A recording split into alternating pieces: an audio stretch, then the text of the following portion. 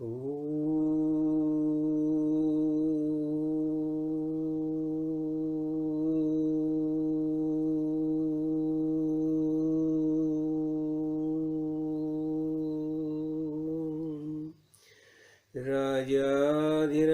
सद्गुरुनाथ सिद्धरामेश्वर महाराज की जय। राजाधिराज सद्गुरुनाथ श्री भाऊ साहेब महाराज की जय। राजाधिराज सद्गुरुनाथ श्री काड़ सिद्धेश्वर महाराज की जय। गुरुर्ब्रह्मा गुरुर्विष्णु गुरुर्देवो महेश्वरा गुरु साक्षात् परब्रह्म तस्मै श्री गुरुवे नमः। राजाधिराज सद्गुरुनाथ श्री काड़ सिद्धेश्वर महाराज की जय। आज कार्तिक शुद्ध एकादशी यानी यानी प्रबोधिनी एकादशी। तो अगर प्रबोधिनी एकादशी के बारे में तो हमें कुछ जानकारी तो होनी चाहिए। तो देखो अभी क्या होता है, ये प्रबोध यानी विशेष प्रकार का बोध होता है। तो विशेष प्रकार का बोध हम क्यों प्राप्त करना चाहते हैं? देखो हमें ये भगवान है, ये भूतल पर भगवान है ऐसा माना जाता है। भगवान है, देव है, देव है, तो उसे हमें ढूंढना है। तो मैंने क्या किया अभी, देखो मैंने अभी दासबोध का ये देव शोधन जो समास है ना, वही मैंने सामने रखा है। और यानी द्यू का अर्थ क्या होता है? द्यू यानी प्रकाश, जो स्वयं प्रकाशित है, स्वयं प्रकाशित है। हाँ, और चैतन्य रूप है और वही विश्व का राजा है। संपूर्ण विश्व दिखाई देता है, इसका राजा कौन है? वही राजा है। तो उसके साथ हमारी पहचान तो होनी चाहिए। तो इसलिए हम क्या करते हैं, हम ब्रह्मनिष्ठ और श्रोत्रिय सद्गुरु की शरण लेते हैं। ब्रह्मनिष्ठ यानी क्या है? जिसे परावर ब्रह्म का ज्ञान है, ऐसे सद्गुरु। और श्रोत्रिय यानी हमारे ये आप्तवचन है ना, वेद है ना, ये सब वेदों के आधार से जो हमें ज्ञान का प्रबोधन करते हैं। तो ऐसी सद्गुरु के हम शरण लेते हैं। और क्या होता है, सद्गुरु हमें संत संग में आने का आदेश देते हैं। सद्गुरु क्या बताते हैं, देखो तुम कुछ नहीं करना, खाली ये संत संग में आते रहो। हाँ, और क्या होता है देखो, और जैसे कस्तूरी वृक्ष, तो कस्तूरी वृक्ष का क्या होता है, उसके नाभि में कस्तूरी रहती है, और जब उसका गंधा आने लगता है ना, हाँ, तो क्या होता है, उसकी खोज में वो पूरा जंगल घूमता रहता है। और जब वो थकान आती है, और थकान के कारण जब वो नीचे गिर जाता है, तो उसका मुंह जो है ना, उसका ये नाक है ना, ये नाभि के तरफ आता है। और उसे पता चलता है, हाँ, कि वास्तव में कस्तूरी मेरे ही नाभि में है। बस वैसे ही हम भगवान को ढूंढते ढूंढते तीर्थों में जाते हैं, अनेक मंदिरों में घूमते रहते हैं और थक जाते हैं। तब पता चलता है कि भगवान हमारे हृदय में ही मौजूद है। तो संपूर्ण विश्व को व्याप्त करके दशांगुल शेष रहे हैं, वही भगवान है। तो ये हमें भगवान को तो देखना है। तो अभी क्या है, आज है, ये मैंने बोला ना कि आज प्रबोधिनी एकादशी है। तो प्रबोधिनी एकादशी के बारे में बहुत कुछ बातें समझाई जाती है। तो ये क्या होता है, हम अभी ये भगवान जो है ना, जैसे आषाढ़ी एकादशी से लेके कार्तिकी एकादशी तक ये 4 मास का जो काल है ना, उसे चातुर्मास बताया जाता है। और ये 4 मास में जितना हो सके ज़्यादा से ज़्यादा सत्संग किया जाता है। और इस समय अनेक महानुभाव, सद्गुरु, संत, ऋषि मुनि ये भूतल पर विचरण करते आते जहाँ तहाँ आते हैं, गाँव आते हैं और ज्ञान का प्रबोधन करते हैं। अभी ये 4 मास की जो वैशिष्ट्य जो है ना, तो यही हमने देखा ना, नारद मुनि के बारे में तो वही कथा बताई जाती है। नारद मुनि ये बात, छोटा सा दासी पुत्र जो है, तो जब भी वो ये चातुर्मास के समय उनके गांव में ऋषि मुनि आए थे, और जब भी ऋषि मुनि आए थे तो ये बालक की जो माता थी उसने उसे बता दिया कि अरे तुम ऐसा करो, ये सब अपने गांव में जो ऋषि मुनि आए हैं ना, उनकी कुछ ना कुछ मदद करो, मदद करो। तो बस वो उनके साथ हमेशा रहता है। और ये 4 महीने के काल में उसका जो आचरण देखते हैं ये ऋषि मुनि, फिर वो जाते जाते समय से ज्ञान का प्रवर्तन करते हैं। और यही बालक जो है वह आगे चल के ब्रह्मदेव का मानस पुत्र नारद मुनि करके बताया जन्म लेता है। तो ये क्या होता है, चातुर्मास का वैशिष्ट है। तो अभी देखो ये प्रबोधिनी एकादशी है ना, इस दिन क्या होता है, अभी भगवान देवशयनी एकादशी के समय ऐसा माना जाता है कि विष्णु भगवान अभी क्षीर सागर में सोने गए हैं। बस 4 मास तक ये सोने वाले हैं, योग निद्रा में रहने वाले हैं। और तो फिर ये सब संसार का कार्य कौन संभालेगा। तो ये सब हम उनके बेटे हम बता दिए, ठीक है हम कर्मयोगी हैं, आपका कार्य हम करेंगे। और दूसरी एक बात मैं आपको बताना चाहूँ, ये महाकाल शिव जी है ना, शिव जी, ये महाकाल शिव जी ज्ञान दृष्टि से ये सबकी तरफ देखते रहते हैं, शिव भगवान देखते रहते हैं सबका कार्य। तो देखो अब ये प्रबोधिनी, तो प्रबोधिनी एकादशी के दिन क्या हो गया, विष्णु भगवान योग निद्रा से उठते हैं। हाँ, और ये जो इसलिए ये प्रबोधिनी एकादशी के बारे में बताया जाता है, एक है ना, हम देखते हैं ना, उत्तिष्ठत जागृत प्राप्य वरान निबोधत, उठो उठो उठो। और क्या, खाली उठो मत, जाग जाओ जाग जाओ, और भगवान की शरण ले, सद्गुरु भगवान की शरण ले, और निबोधत, उससे ज्ञान प्राप्त करो, ज्ञान प्राप्त करो, ऐसा बताया जाता है। तो यही कार्य जो है ना, यही कार्य महापुरुष ये चातुर्मास में करते रहते हैं। ये आज है ना, और आज पंढरपुर में भी यात्रा रहती है। तो पंढरपुर के बारे में मैंने इसके पहले प्रवचन में बताया था। देखो ये पंढरपुर क्या, ये खील है, खील। जब ये अनेक संत महानुभाव जो है ना, अनेक जिज्ञासु है, साधक है, तो ये अभी साधना करते हैं। और तो साधना करते समय उन्हें क्या होता है, उन्हें एक बातें समझनी पड़ती, आवश्यक होती है। तो ये अभी ये खील है ना, खील यानी क्या, ज्ञान दृष्टि। तो हमें क्या करना चाहिए, खील से लगे रहो, बाल न बाका हो। तो बताया जाता है ना, ये खील यानी, इसलिए पंढरपुर की वारी जो है, तो खास कर ये पंढरपुर का जो चयन किया गया, ये चयन करने का कारण हमने देखा ना इसके पहले प्रवचन में।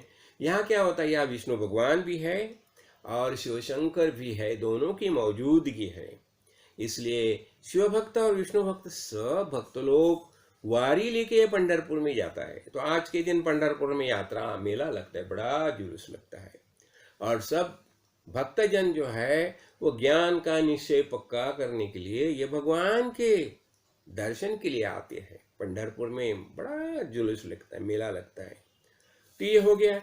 तो अभी ये क्या होता है, देखो ये जो है ना एकादशी, ये बताए उत्तिष्ठता, उठो उठो। तो जो सोया है ना उसे जगाती है, और जो बैठा है ना उसे खड़ा करती है। हाँ, और जो खड़ा है ना तो उसे क्या करते हैं, उसे चलाती है। बताया जाता है ना, शेते निपद्यमानस्य चिराति चरतो भगा। ये भाग्य किसका है, शेते निपद्यमान से, जो सोया है ना उसका भाग्य सोया रहता है, जो चलता है उसका चलता रहता है। इसलिए हमें चलना है। हाँ, तो और इतना ही नहीं, और जो चलता है ना उसे दौड़ने को सिखाती है। कौन, ये सद्गुरु। ऐसी सद्गुरु की प्रेरणा होती है। तो ये ऐसी, ये हमारी संस्कृति कैसे है, जीवंत और प्रेरणादायी ऐसी वैदिक संस्कृति है। और इससे क्या होता है, इससे हमारा मानव का जीवन समृद्ध होता है। हाँ, तो क्या होता है, देखो ये अनेक बातें। अब ये देखो ना, अब ये मुर्गा तो सुबह चिल्लाता है ना, मुर्गा तो चिल्लाता है सुबह। तो देखो ये मुर्गा चिल्लाता है, कहीं कोई जगह नहीं होता, पहली बात में बताया जाता था। दूसरी बात देखो, सूर्य का उदय होता है, इसलिए सुबह नहीं होती। तो वास्तविक ये सुबह कभी होती है? तो जब भी हम खुद निद्रा से जागते हैं तभी खरी सुबह हो जाती है। तो हमें जागना है, जागना है। तो यही बात है। तो आज क्या हो गया? आज की एक बात मैं समझाना चाहता हूं आपको। आज हर एक आदमी सोया हुआ ही लगता है। हाँ, वो खाली बताता है, दिखाता है कि मैं जग गया, मैं उठ गया, लेकिन नहीं, वो सोया ही है। और ये सब ड्रामा करने में बहुत लोग बहुत कुशल बन गए हैं। हाँ, अभी देखो ये बात, यहाँ बहुत कुछ बातें समझाई है। तो आजकल क्या हो गया है? तो अनेक देखो, अभी क्या है? अज्ञान, आलस्य, जो सब ये तमोगुण के लक्षण हमने देखा ना। तमोगुण में क्या होता है? अज्ञान होता है, आलस्य होता है, प्रमाद होता है। हाँ, तो ये इसके कारण क्या हो गया? ये सब इसके कारण सब सोए हुए हैं। तो ये प्रबोधिनी जो है वो जागृत करती है। हाँ, तो और क्या होता है? वेद भी हमें वैसे ही गर्जना करके उठाती है। उत्तिष्ठत जागृत, उठो उठो, जाग जाओ। और सदगुरु भगवान की शरण ले लो और वहां से बोध प्राप्त करो, ज्ञान प्राप्त करो। और क्या होता है? ये श्रुति भी यही बताती है। अनेक हमारी श्रुति यानी क्या है? श्रुति यानी वेद का जो प्रबोधन किया जाता है, तो वेद में भी अनेक बातें यही समझाई जाती है। हाँ, तो अभी देखो अनेक लोग ना, हमें लगता है कि ये उठ गया, लेकिन ये अपना व्यवहार जो है ना, ये निष्क्रिय होके करते हैं। यानी कि देखिए, अनेक बातें तो करते रहते, लेकिन वो बातें करने में उसमें बुद्धिमानी नहीं रहती। खाली मैकेनिक होता है ना, वैसे करते रहते हैं। हाँ, और हम क्या बताते हैं? हमारा विकास कैसा होना चाहिए? मानसिक विकास होना चाहिए, बौद्धिक विकास होना चाहिए, और आत्मिक विकास भी होना चाहिए। देखो, और ये सब बातें के बारे में हमें जागरूक रहना चाहिए। हमारा मानसिक विकास कैसा होता है हमें देखना चाहिए, हमारा बौद्धिक विकास कैसा होता है ये भी बातें हमें देखनी चाहिए, और इतना ही नहीं, हमारा आत्मिक विकास कैसा होता है ये भी बातें हमें देखनी चाहिए। देखो, आजकल एक बात है, मैं समझाना चाहता हूं कि क्या होता है, व्यावहारिक बातें जो है ना, उसके बारे में थोड़ी सी हानि हो जाएगी ना, तो हर एक उसके बारे में एकदम जागरूक रहता है। अरे बाप रे, ऐसा इतनी हानि होगी, इतना नुकसान हो गया। हाँ, लेकिन ये जग में जब हम जीते हैं ना, हमारा जीना तो चलता है, हर दिन हम जीते हैं। तो ये इसमें क्या होता है? आवश्यक क्या होता है? हमें भाव आवश्यक होता है, प्रेम आवश्यक होता है, आनंद के संस्कार, ये बातें आवश्यक होती है। हाँ, तो ये बातें जो है ना, तो ये बातें की हानि होगी, इसके ऊपर हम ख्याल नहीं देते। हमारे संस्कार पहले कैसे थे, आज कैसे है? हमारा अंतःकरण का भाव आज कैसे है, पहले कैसा था? तो हमारा भाव जीवन जो है, हाँ, प्रेम की बातें जो है, हाँ, हमारे संस्कार जो है, तो उसकी हानि होती है, उसका नाश होता है, इसके ऊपर हम ख्याल नहीं देते। तो हमें क्या ख्याल करना चाहिए? हमारे संस्कार के बारे में हमें ख्याल करना चाहिए। तो इसके बारे में हमें बेसावध होके नहीं चलेगा। देखो, तो हरेक जो क्रिया होती है, तो हरेक क्रिया के बारे में हमें जागरूक रहना चाहिए, जागरूक रहना चाहिए। आजकल देखो, आजकल क्या होता है, हम धर्म, नीति, संस्कृति, इसके ये तो बहुत महत्वपूर्ण बात में है। हमारी धर्म भावना बहुत महत्वपूर्ण बात है। हमारी संस्कृति, वैदिक परंपरा और हमारी संस्कृति बहुत महत्वपूर्ण बात है। हमारा धर्म क्या है, धर्म भावना कैसी क्या है, हमारी नीति कैसी है, हमारा आचरण कैसा है। तो ये बातें जो है ना, तो ये तो बहुत महत्वपूर्ण बातें है, लेकिन इसके बारे में हम सावध नहीं रहते, और इसके बारे में जो जागृति आवश्यक है, वो जागृति आजकल नहीं दिखाई देती। संस्कार के बारे में जागृति होनी चाहिए। हाँ, और आजकल क्या होता है, देखो, जिसे अधर्म बताया जाता है ना, अधर्म, गलत, उसे ही धर्म समझ के हम जीते हैं आजकल। हाँ, और देखो, जो अनीति जो है, अनीति, तो अनीति के कारण जो नीति है ना वो दब गई है, दब गई है। यानी गलत रास्ते से हम चलते हैं, यही आसुरी परंपरा होती है ना। हाँ, तो ये क्या होता है, जो विकृति है तो विकृति ही संस्कृति के नाम से आज चलती है, चलती है। देखो हमें इसलिए हमें सावधान रहना ही चाहिए, हमारे वैदिक परंपरा के बारे में सावधान रहना चाहिए। आजकल आवश्यक जागृति नहीं दिखाई देती। देखो हम चलते हैं, बहुत कुछ चलते हैं, हाँ, लेकिन चलने के बावजूद भी हम हमारा गंतव्य स्थान है वहां तक नहीं पहुंचते। क्यों नहीं पहुंचते? हम तो चलते हैं, पूरा जिंदगी चलती है। जब भी जन्म हो गया तभी से हम चलते हैं। स्कूल में गए, कॉलेज में गए, कुछ अच्छा व्यवसाय किया, हाँ, लेकिन ये तो हमारा चलना चालू है। लेकिन हमारा जहाँ गंतव्य स्थान है, जहाँ पहुँचना है, वहाँ हम पहुँचे क्या, ये हमें देखना चाहिए। हमारा ध्येय क्या है, वही हमने देखा ना अभी, देव शोधन, भगवान को पहचानना, यही हमारा गंतव्य स्थान है। वही स्थान जहाँ से हम निर्माण हो गए वहाँ हमें पहुँचना है। लेकिन वहाँ हम पहुँचते हैं क्या? नहीं पहुँचते। क्यों नहीं पहुँचते? हाँ, तो और क्या होता है, देखो बहुत हम जैसे हम चलते हैं ना, हम पाँव से चलते हैं, एक उदाहरण के तौर पर मैं बता रहा हूँ। लेकिन पाँव से चलने से क्या होता है, हाँ, वो खाली, लेकिन हमें कैसा चलना है, हमें हृदय से चलना चाहिए। हम पाँव से चलते हैं लेकिन हृदय से नहीं चलते। देखो जब भी हम पाँव से चलते हैं ना तो हमारी जर्नी होती है, प्रवास होता है, प्रवास। और जब भी हम हृदय से चलते हैं तो हृदय से चलते हैं तो क्या होता है, यात्रा होती है, यात्रा, तीर्थ यात्रा होती है। जब भी हम हृदय से चलते हैं, सदगुरु भगवान के साथ चलते हैं, तो हमारी यात्रा होती है। अभी मैंने बताया हम महापुरुष, जब भी अभी हम गए थे ना महापुरुष के साथ, तो वो हमें कहाँ लेके गए, भद्रकाली मंदिर में लेके गए। तो जब भी हम भद्रकाली मंदिर तक, हाँ, ये महापुरुष पूज्य बापू जी के साथ चलते थे, तो हमारी क्या होगी, वो तीर्थ यात्रा होगी। और भद्रकाली मंदिर के यहाँ जाने के बाद उन्होंने बहुत बड़ा सत्संग हो गया। वहाँ पता चला भद्रकाली क्या है। भद्र का अर्थ ध्यान में आ गया। भद्र यानी जेंटलमैन, विशेष विकसित जो हुआ है उसे भद्र बताया जाता है। भद्र यानी पवित्र, भद्र यानी जेंटलमैन, भद्र यानी सब भी ऐसा होता है। तो ये सब बातें जो है ना, इसलिए हमें कैसे चलना, हमें हृदय से चलना चाहिए। देखो हम बहुत कुछ देखते हैं, लेकिन प्राप्त तो कुछ नहीं होता। हाँ, देखो जैसे हम आँख से देखते हैं ना, आँख से, उसे क्या बताया जाता है, उसे दृश्य बताया जाता है। देखो हम आँख से देखते हैं, वो क्या है, दृश्य हो गया।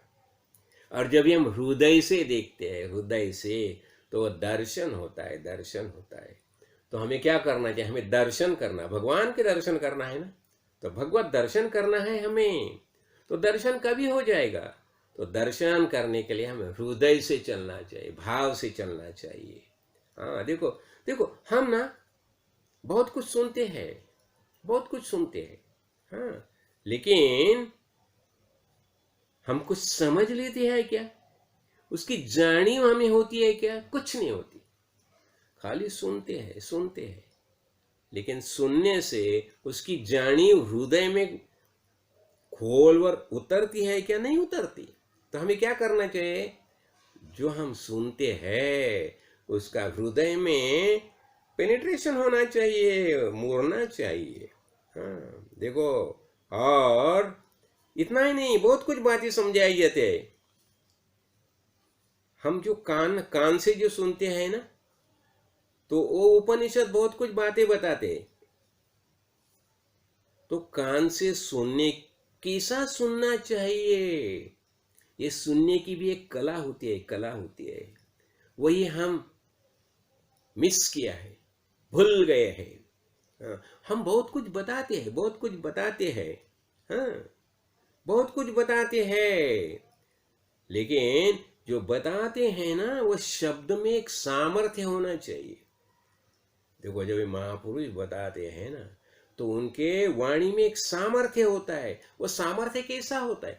तपश्चर्या का सामर्थ्य होता है। उनकी तपश्चर्या होती है, तपश्चर्या होती है। और तपश्चर्या का सामर्थ्य होने के बाद उनका शब्द जो है ना, वो शब्द कैसा चलता है? जैसा ये गन से बुलेट छुट्टी है ना, वैसे शब्द में सामर्थ्य रहता है उसका। और ये शब्द का सामर्थ्य कभी प्राप्त होता है? जब भी तपश्चर्या करने के बाद हम बातें करते हैं। इसलिए जब भी हम सुनते हैं, बहुत कुछ बातें हम सुनते हैं, लेकिन उसके ऊपर चिंतन होना चाहिए, मनन होना चाहिए। और बाद में जब भी हम बातें करते हैं तो हमारे शब्द को एक सामर्थ्य प्राप्त हो जाता है। और ये शब्द को सामर्थ्य प्राप्त करने के लिए तपश्चर्या चाहिए, तपश्चर्या चाहिए। हाँ, लेकिन देखो हम बहुत कुछ कामें करते हैं, लेकिन कामें करते समय जो कर्म योगी होते हैं ना, कर्म योगी, तो उसकी जो ऊंचाई होती है, कर्म योगी की ऊंचाई है, वो उसमें नहीं रहती। ऐसी अनेक बातें देखो। इसलिए भाव चाहिए, आर्द्रता चाहिए, आर्द्रता चाहिए। तो ऐसी ऐसी बातें होने। और क्या, बहुत कुछ कामें करते हैं, लेकिन जिसे बताया जाता है ना अब्सेंट माइंडनेस, करते हैं दिन भर कामें करते रहते हैं, कामें करते रहते हैं, लेकिन माइंड कैसा होता है? अब्सेंट माइंड रहता है। हाँ, जिसे बताया जाता है ना अन्य मनस्कता। अन्य मनस्कता यानी क्या होता है? काम तो करते हैं, लेकिन वो काम में हमारा दिल नहीं होता, दिल नहीं होता, मन नहीं होता। लेकिन काम ऐसे करो, उसमें दिल होना चाहिए, हृदय होना चाहिए, हृदय से काम करो। अभी देखो, एक एक बात मैं समझाना चाहता हूँ। जब भी ये राम रावण तो बारे में हमने बहुत कुछ बातें देखी, लेकिन अभी देखो ये प्रबोधिनी एकादशी के बारे में एक खास बात मैं बताना चाहता हूँ। जब ये सुग्रीव जो है ना, वाली का तो वध हो गया है, और रामरण्य प्रतिज्ञा के अनुसार राम राय सुग्रीव को राज्याभिषेक करते हैं, राज्य देते हैं। अब ये किक्षिदा नरेश हो गया सुग्रीव, और सुग्रीव हो गया तो फिर सुग्रीव का कार्य क्या था? अभी राम राय को मदद कर रहे हैं, सुग्रीव का कार्य हो गया। लेकिन ये कार्य सुग्रीव भूल जाता है। जब ये राज्य प्राप्त हो गया, बहुत दिन से परागंदा था, अभी राज्य प्राप्त हो गया, तो फिर अनेक प्रकार की जो मायिक जो बातें हैं उसमें मशगूल रह गया। सांसारिक बातें में वो ज़्यादा रुचि लेने लगा, और राम राय का कार्य भूल गया। अभी राम राय का कार्य भूल गया करके राम प्रभु ने फिर लक्ष्मण को बता दिया, अरे लक्ष्मणा जाइए और वो सुग्रीव को बता दीजिए, उसने तो हमें कार्य करने का वचन दिया है।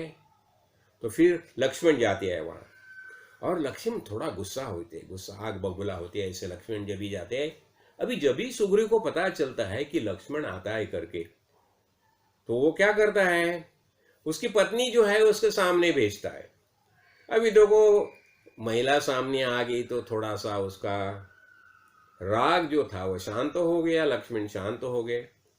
और फिर रूमा और ये तारा और रूमा, ये दोनों पत्नी है ना उसकी, उन्होंने समझाया कि नहीं नहीं प्रभु आप क्षमा कीजिए, अभी उनके आप वो जल्दी आपके कार्य के लिए वो प्रस्तुत हो जाएंगे, थोड़ी सी गलती हो गई है, लेकिन आप अभी गुस्सा मत कीजिए। ऐसा समझाने के बाद तो भी लक्ष्मण आती है, सुग्रीव को बताते हैं, देखो सुग्रीव तुमने क्या बताया था? राम राय का कार्य करने करेगा, सीता शोधन का जो कार्य है वो कार्य तुम शुरू करके ऐसा बताया था, लेकिन अभी तक तुम कार्य को शुरुआत नहीं की है। तो देखो जल्दी कार्य को शुरू करो, नहीं तो क्या हो जाएगा। एक ख्याल में रखो, वाली जिस दरवाजे से बाहर गया है ना, वह दरवाजा अभी तक बंद नहीं हो गया। तुम राम राय का कार्य नहीं करेंगे ना, तो तुम्हें भी वही दरवाजे से भेजा जाएगा। ऐसा बताने से सुग्रीव बताने प्रभु गलत होगी, और फिर सुग्रीव राम राय के कार्य के लिए लगता है। और ठीक है, आगे बहुत कुछ बातें होती है। और ये जो जिस दिन ये कार्य काम हो गया, बताया ना इसने लक्ष्मण ने सुग्रीव को, वही दिन था प्रबोधिनी एकादशी। तो प्रबोधिनी एकादशी के दिन उसको शांत ये किया, बोध किया कि नहीं, राम राय का कार्य शुरू। बस वैसा ही होता है। आजकल अनेक ऋषि मुनि आते हैं, ये देखो काटे सिद्धेश्वर महाराज आए, स्वामी जी आगे, अनेक ऋषि मुनि आते हैं, वेद उपनिषद का बोध करते हैं। जैसे भगवान ने वेद की निर्मिति करने के बाद आप्त वचन करके उन्होंने सब ये वेदों का उपदेश किया और वो प्रबोधन करने के लिए सप्तऋषि को भेज दिया, प्रजापति को भेज दिया, फिर ऋषि मुनि आगे सब। और ये सब आने के बाद ये क्या करते हैं, सब क्या बताते हैं, तो यही सब बताते हैं, अरे ये सब जो कार्य है भगवान का कार्य। अभी देखो जीव और शिव, हाँ, ये दोनों की मैत्री अखंड है, जीव शिव दोनों की मैत्री अखंड है। जैसी सुग्रीव और रामप्रो की मैत्री थी ना, वैसी जीव शिव की मैत्री तो है ही। हाँ, और क्या है, ऐसी प्रभु की हजार बहुत बहुत कुछ काम है। लेकिन ये सब प्रभु की काम जो है ना, उसमें प्रमाद तो भी ये जीव क्या करता है, जीव अनेक कार्य में प्रमाद ही करता है, आलस्य से कार्य करना ही छोड़ता है। हाँ, तो कार्य नहीं करता कि इसलिए उसके जगाने के लिए, जैसा वहां सुग्रीव को भेजा था, सुग्रीव को जगाने के लक्ष्मण को भेजा था ना, वैसा प्रभु हम सब लोगों को ये प्रमाद से अलग करने के लिए, कार्यरत करने के लिए फिर संत ऋषि महापुरुष ये भूतल पर भेज देता है और ये अनेक प्रकारे हमें समझाते हैं, ऐसा करो ऐसा करो ऐसा करो। हाँ, तो यही क्या होता है, तो यही हम सबके लिए यही प्रबोधिनी होगी ना। तो क्या होता है, तो ये ऐसा होता है। तो प्रबोधिनी का अर्थ हो गया, हमें भगवान के अनेक प्रबोधिनी ये आते हैं और हमें बताते हैं, अरे अभी तक तुम इतना उम्र हो गया, तुम कर्तव्य कर्तव्य कर्तव्य करके ऐसे काम करता रहा है कि जो खास ये नरदेह का सबसे बड़ा कर्तव्य जो है वो भगवान की प्राप्ति, ज्ञान की प्राप्ति, वो कार्य के लिए अभी तक तूने शुरुआत भी नहीं की। कभी शुरुआत करने वाले हैं तुम तो पूरे प्रपंच में मशगूल हो रहे हो। कामिनी कांता क्या है, कामिनी और कांता, कनक और कांता। देखो कनक कनक यानी ये सब प्रकार की हम देखा ना, 4 ऐषणा देखे ना हमें। पहले दारेषणा, दारेषणा यानी अच्छी पति या पत्नी होने मिलनी चाहिए। फिर आई पुत्रेषणा, चलो फिर पुत्र भी हो गया। फिर क्या होता है वित्तेषणा, अभी पैसा चाहिए, वो भी हो गया। लेकिन अभी क्या हो गया, अभी लोकेषणा, सबने मुझे सलाम साफ करके पुकारना चाहिए। तो ये ऐषणा जो है, इससे हम ऐसे बद्ध हो गए हैं कि भगवान को देखना है, भगवान को मिलना है, भगवान से मुलाकात करना है, यही सबसे बड़ा कर्तव्य है, यही हम भूल जाते हैं। तो ये प्रबोधिनी के माध्यम से हमें यही बात समझनी चाहिए, ये हृदयस्थ भगवान को कभी देखेंगे, तो ये कार्य हमें करना चाहिए। हाँ, तो ये इसलिए यही प्रबोधिनी एकादशी होगी ना। तो और देखो, और ये इसी दिन और एक बात की जाती है, और ये भगवान का जो है, देखो तुलसी का विवाह होता है, अनेक कथा है इसमें। हाँ, तो तुलसी विवाह करने की भी पता है। तो तुलसी के बारे में हमने एक देखा था, देखो ये असुर जो है, हाँ, तो जालंधर दैत्य, हाँ, तो क्या होता है, ये अभी भगवान देखो, तो वो क्या किया, तो ये जालंधर दैत्य है ना, तो वो बहुत पराक्रमी था। और दूसरा ऐसा, उसकी पत्नी जो है तुलसी, उसको वरदान दिया था, क्या, अखंड सौभाग्यवती भव। तो इसके कारण क्या होता है, जालंधर का वध नहीं होता था। क्यों, भगवान ने वरदान दिया है तुलसी को। तो भी क्या करना चाहिए, पहला ये तुलसी का जो वरदान है उसका विमोड़ करना चाहिए, समझाना। तो भगवान ठीक है वो लेकिन उसमें एक सच्ची कथा ऐसी है, ये वृंद जो है ना, वृंद यानी अनेक लोग है, लोग का समूह है, और ये सब लोग जो है वह संगठित होके जालंधर को मदद करते थे। तो पहले ये संगठना तोड़नी चाहिए। तो विष्णु भगवान क्या करते हैं, उसमें उन्हें ज्ञान का बातें बताती है, सच्चा ज्ञान बताती है, और वह संगठना जो है ये असुरी प्रवृत्ति जो है, असुरी प्रवृत्ति का विमोढ़ करके उन्हें सत्प्रवृत्त बना देता है। और सत्प्रवृत्त बना देने से दैवी संस्कृतियों में संचार होता है, और दैवी संस्कृति का प्रादुर्भाव होने से वो जलंधर को मदद नहीं करते, और इसलिए फिर जलंधर का अंत होता है। यही बातें समझाई जाती है।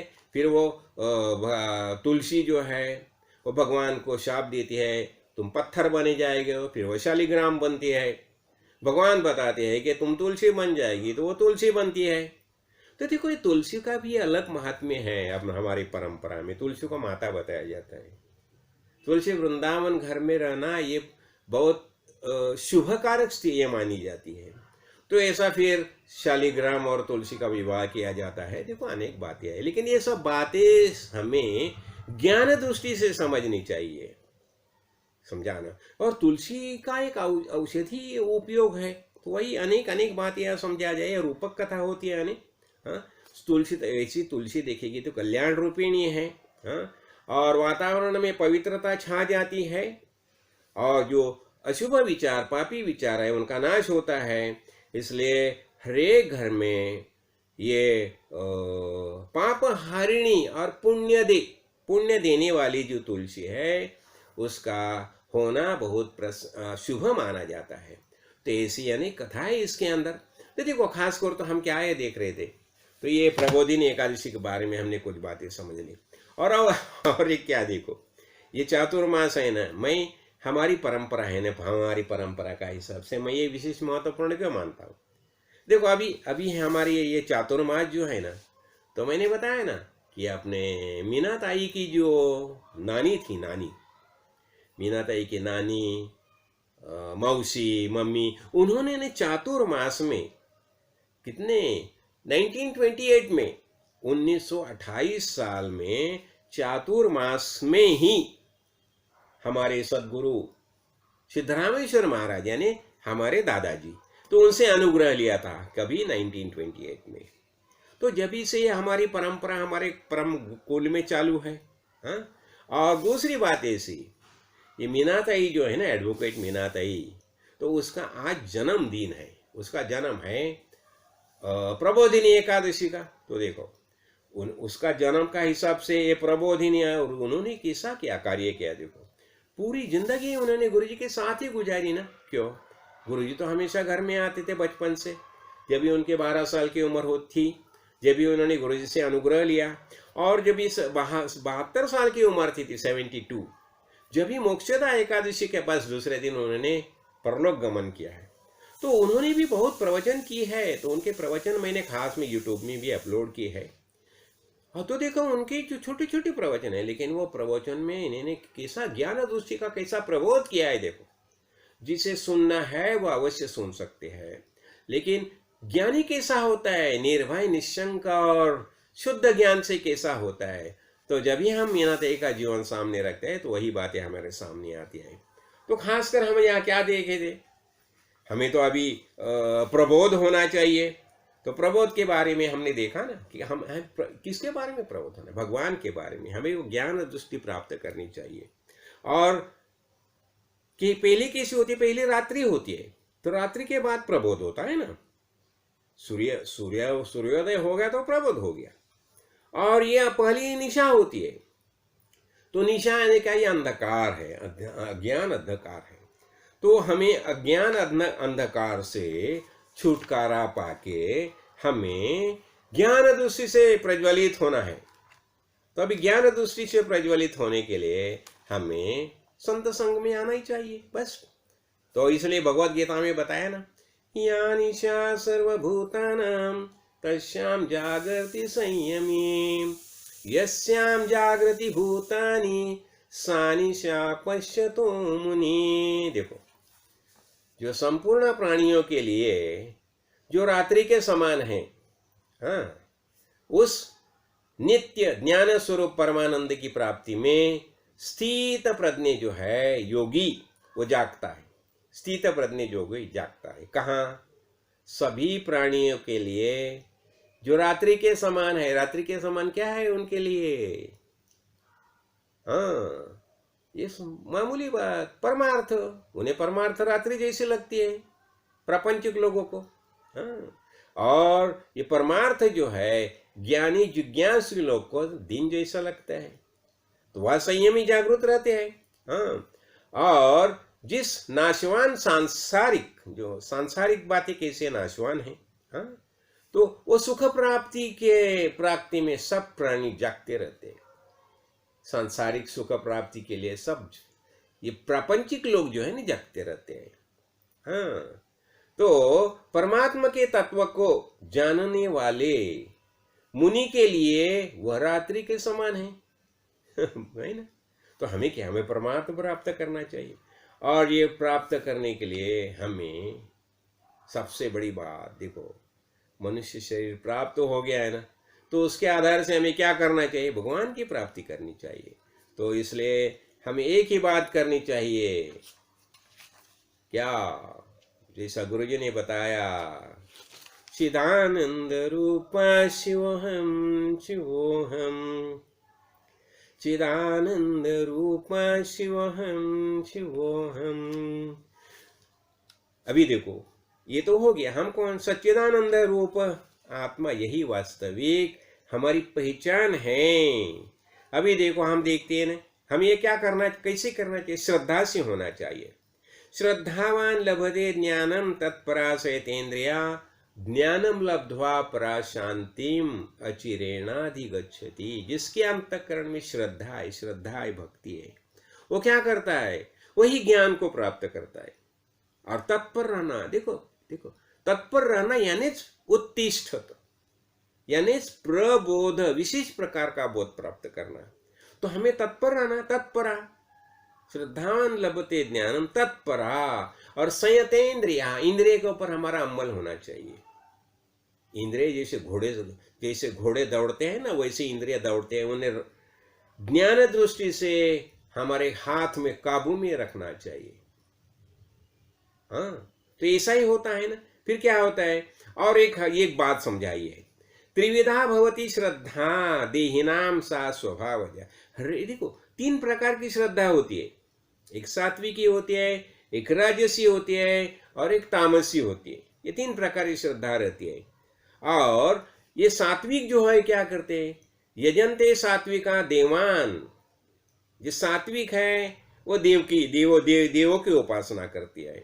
हाँ, और दूसरे क्या होता है, जो राजस पुरुष हैं वो यक्ष और राक्षस उनकी पूजा करते हैं। और जो अन्य जो है तमोगुणी, वो तामस मनुष्य है, वो प्रेत और भूत गुण की पूजा करते हैं। देखो, यानी ये श्रद्धा। लेकिन हमें क्या करना चाहिए, हमें सात्विक भाव से आत्मज्ञानी महापुरुष के उपदेश के अनुसार जो देव देवता उनकी पूजा करनी चाहिए, और शुद्ध ज्ञान प्राप्त करना चाहिए। और ये शुद्ध ज्ञान प्राप्त करने से ही हमें पता चलेगा अंतः ज्योति बहिर्ज्योति प्रत्यक ज्योति परात्परा, ज्योति ज्योति स्वयं ज्योति आत्म ज्योति शिवोस्मि हम। फिर हमें क्या पता चलता है, ये सब देखो, संपूर्ण विश्व कैसा है, चैतन्य रूप विश्व है, चैतन्य रूप है। और इसलिए हमने जैसा हम बताया ना कि क्या होता है, देखो आज हम देखते हैं कि अनेक संप्रदाय निर्माण हो गए, अनेक प्रबोध करने वाले लोग भी अनेक हो गए, प्रबोधनकार भी अनेक निर्माण हो गए। हाँ, ये तो सब चलता रहता है, चलता रहता है। लेकिन भगवान ने क्या बताया है भगवत गीता में, सर्वधर्मान परित्यज्य माम एकम शरणम व्रज अहम त्वाम सर्व पापेभ्य मोक्ष इच्छामि मा शुचा। क्या बताया, देखो भगवान बताते हैं कि ये सब धर्म जो है ना, अनेक धर्म मजहब जो निर्माण हो गया है ना, सबको छोड़ दो, सबको छोड़ दो। हाँ, सर्वधर्मान परित्यज्य, सबको छोड़ दो और मुझे शरण आ जाओ, मुझे शरण आओ। हाँ, माम एकम अनुस्मर, और इससे क्या हो जाएगा, मैं तुम्हें जो वास्तविक जो ज्ञान है वो ज्ञान दे दूंगा। तो हमें क्या करना चाहिए, जैसे हमारे गुरुजी ने जैसा बताया है ना, हाँ, तो वैसा ही हमें ये करना चाहिए। और वास्तव में क्या होता है देखो, भगवान जो भी बताते हैं भगवत गीता के माध्यम से, जो अनेक बातें हैं देखो, तो ये समझाते हैं कि अनेक प्रकार के आज हम देखते हैं ना, अनेक प्रकार के, और उतने उतने देखो, एक एक बात मत भूलो, हर एक जो बताता है अपने अपना हिसाब से उन्हें जैसा प्रबोधन किया है वही बातें बताते हैं। तो भगवान क्या बताए, सर्वधर्मान परित्यज्य, सबको छोड़ दो और मुझे शरण आ जाओ, मामेकम शरणं व्रज, और अहम त्वाम सर्व पाप्योभ्या मोक्षे इच्छामि मा शुचा। तुम बिल्कुल शोक मत करो, मैं तुम्हें ये सब से मुक्ति दिला दूंगा। और ये इसलिए बताते हैं वो, देखो ये ईश्वरा सर्वभूतानाम, सब भूत मात्र जो है ना, सबके हृदय में ईश्वर ही मौजूद है, मैं ही मौजूद है, ऐसा भगवान बताते। और इसलिए तमेव शरणम गच्छ सर्वभावेन भारत, इसलिए बस मेरी शरण में आ जाओ, मेरी शरण आ जाओ, और तत्प्रसादात पराम शांतिम स्थानम प्राप्स्यसि शाश्वतम। और इससे क्या हो जाएगा, भगवान बताते हैं उस परमात्मा की कृपा से ही तू परम शांति तथा सनातन परम धाम को प्राप्त होगा, तुम्हें तुम्हारा खुद की पहचान हो जाएगी। तो हमें क्या करना चाहिए, हमें प्रबोध होना चाहिए ना, विशेष प्रकार का बोध प्राप्त करना चाहिए। इसलिए जैसे हमारे सद्गुरु ने बताया, देखो महाराज एक ही बात बताते, अरे बाबा जिसे देव देव बताते हैं वही वास्तविक तुम ही हो, तत्वमसि, तत्वमसि यही है ना, तत् यानी वो परब्रह्म तत्व, त्वम मीन्स तू, असि मीन्स है, यही बात बताए ना। प्रज्ञानम ब्रह्म, विशेष प्रकार का ज्ञान यही ब्रह्म है, यही समझाए ना, बार बार यही बातें समझाए। अहम ब्रह्मास्मि, मैं ही ब्रह्म हूं। तो बस हमारा यही निश्चय होना चाहिए। और सद्गुरु भगवान की कृपा से आज तो हमने देखा ये प्रबोधिनी एकादशी, दो बातें मैंने यहाँ समझाई है राधा जी के बारे में, जिन्होंने ये परंपरा रखी और जिनके कारण देखो 1928 से आज तक सब ये है ना, ये संत संघ में, समझो अभी 100 साल हो जाएंगे। क्यों, इसी परंपरा रखनी चाहिए। देखो परंपरा रखनी चाहिए, हमें ये राय से ही चलना चाहिए, पीढ़ियां न पीढ़ियां सदियों से ये कार्य चलता रहना चाहिए, आवश्यक है, आवश्यक है। और दूसरी बात मैंने ये भी समझाई कि आज का दिन यही अपनी एडवोकेट मीनाताई, जिनका जन्मदिन है, उन्होंने देखो कैसा कार्य किया, सदगुरु के आज्ञा से संत संघावा कार्य किया। हाँ, पाचोरा में जाके वहाँ सिद्धगिरी का निर्माण किया, और वह सिद्धगिरी का निर्माण करके 9 साल तक वहाँ वो प्रवचन का कार्य करती थी, देखो। और उसके ही कारण आज मैंने बताया ना आपको कि YouTube में इतने जो सब प्रवचन अपलोड हो गए, कैसे हो गए ये सब प्रवचन, क्यों हो गए, ये खाली एडवोकेट मीनाताई की दूरदृष्टि। देखो हम जब भी बंबई से वहाँ चले गए जलगांव पाचोरा में और वहाँ कार्य किया, ये गुरुजी की प्रेरणा से हो गया ना। लेकिन इसके लिए दूरदृष्टि, किसकी दूरदृष्टि कारण हो गई, मीनाताई की दूरदृष्टि का कारण हो गई।